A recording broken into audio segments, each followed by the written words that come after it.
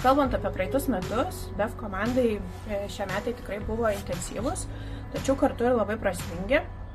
Jų metu mes administravome 10 projektų, kurių dalį sėkmingai užbaigėme įgyvendindami numatytus tikslus bei pasiekdami reikšmingų rezultatų.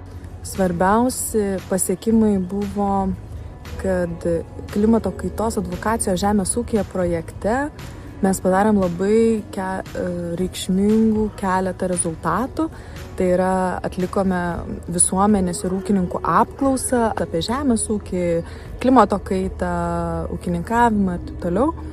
Tada užbaigėme pagaliau ilgai mūsų brandintą mokslinių straipsnių analizę apie tai, kaip skirtingi gyvulininkystės būdai veikia klimatą. Taip pat padarėme analizę, kaip Lietuvai sekasi įgyvendinti klimato kaitos tikslus žemės ūkyje. Tai šitas projektas, man atrodo, labai didelę pažangą būtent 2025 metais padarė ir praktiškai esminius rezultatus sugeneravo. Labai džiaugiuosi, kad Naturalit projekte mums šiemet pavyko išplėsti gero ūkininko čia iniciatyvą. Tai mes pradėjom organizuoti pasivaikščiojimus po ūkius tiek visuomeniai, tiek ūkininkams.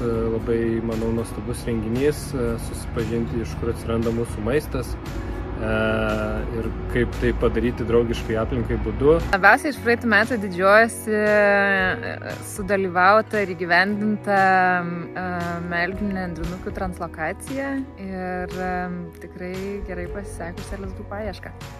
Pasakojame žmonėms apie tai, kuo svarbus yra dirvožemis, kuo svarbi jo sveikata, kaip ją puoselėti.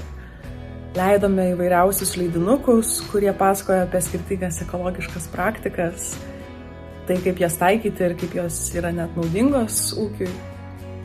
Taip pat leidome žmonėms dirvožemio garsus, tiek suaugusiems, tiek patiems mažuliausiams mūsų stebuklingame Miško burtų festivalyje.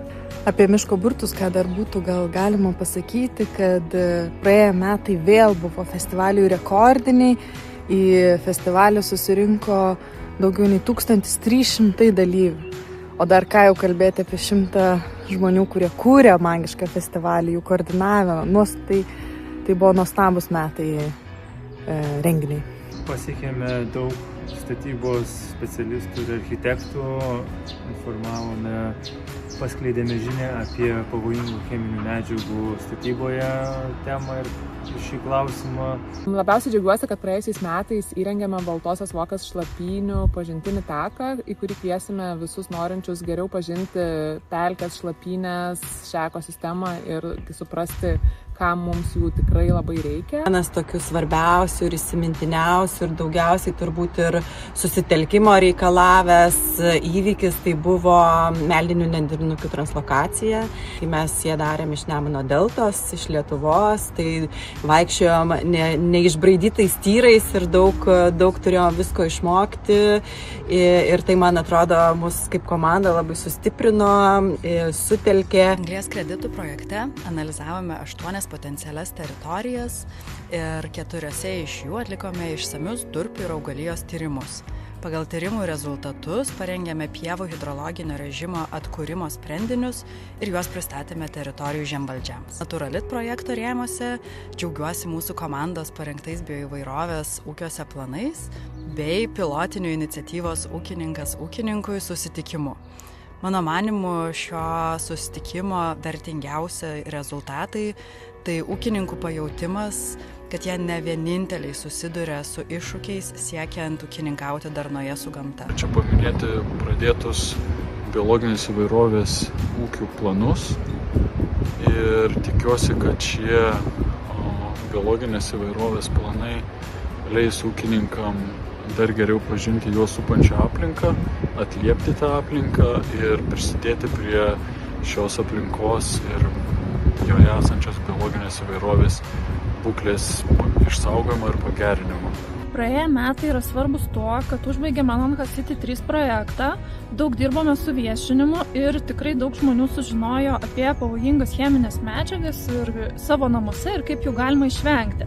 Taip pat dirbome su Baltijos jūros taršos nitratais mažinimu, atlikome analitinės veiklas, kurios padės tvirtą pagrindą tolimesniems sprendimams žemės ūkyje. Labai sudėtinga tai įvardintos tikruosius svarbiausius pasiekimus, kadangi niekados nežinai, kada pats sutiksi mokytoją, kuris pakeis tavo gyvenimo kryptį, įkvėps kažkokiems naujiems darbams ir niekados nežinai, kada pats galėsi būti vedlys vaikui, jaunimui, keisti, įkvėpti, būti naujaisiais Davidais Attenborough'ais arba jaunaisiais Tadais Ivanauskais, ar pakeisti į amžinybę išėjusią profesorę Birutę Galdikas, įkvėpti, saugoti gamtą, palikti ją neprastesnė negu paliksime mes.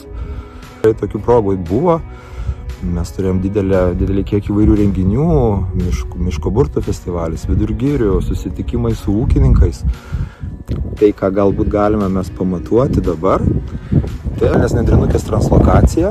Mes pradėjome pernai metais Melinės nendrinukės perkelimo programą, kuri truks 5 metus Žuvinto biosferos rezervato teritorijoje, atkurti beišnykstančią šito rečiausią Europos giesmininko paukščio populiaciją ir perkeliame 53 paukščiukus į naujus namus, į laisvę, sėkmingai paleidome net 52 jauniklius, tai turėjome tikrai labai nedidelės netektis, labai daug darbo, susitelkimo, labai daug energijos reikalavęs darbas, bet tikrai galime tuo didžiuotis ir džiaugtis.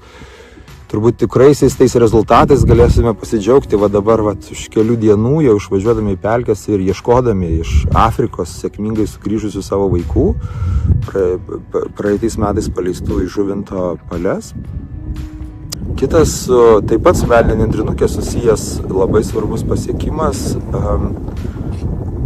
kurį sunku turbūt labai aiškiai pamatuoti arba pamatyti, tai yra mūsų darbas Ukrainoje, kur taip pat gyvena šitie paukščiai ir kur buveinės sparčiai nyksta ir kur karas palieka savo žaizdas. Daug jėgų atidavėme sudėlioti komandą.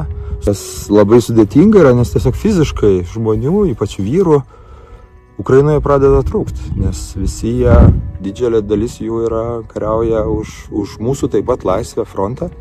Komandą pavyko suburti ir tikrai dabar labai motyvuotai ir stipriai dirba. Darbas mūsų su ūkininkais, mes praeitais metais pradėjome rengti biologinės įvairovės išsaugojimo ūkių planus, tai yra konsultacijos, pagalba ūkininkams, kaip jie galėtų labiau prisidėti prie gamtos puoselėjimo, gamtos išsaugojimo savo ūkyje.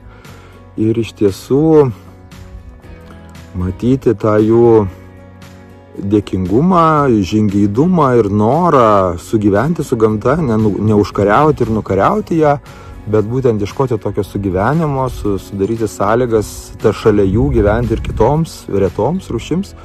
Man atrodo buvo irgi labai svarbus įvykis, svarbus procesas, kuris turbūt dar tik tai šiemet skleisis dar labiau.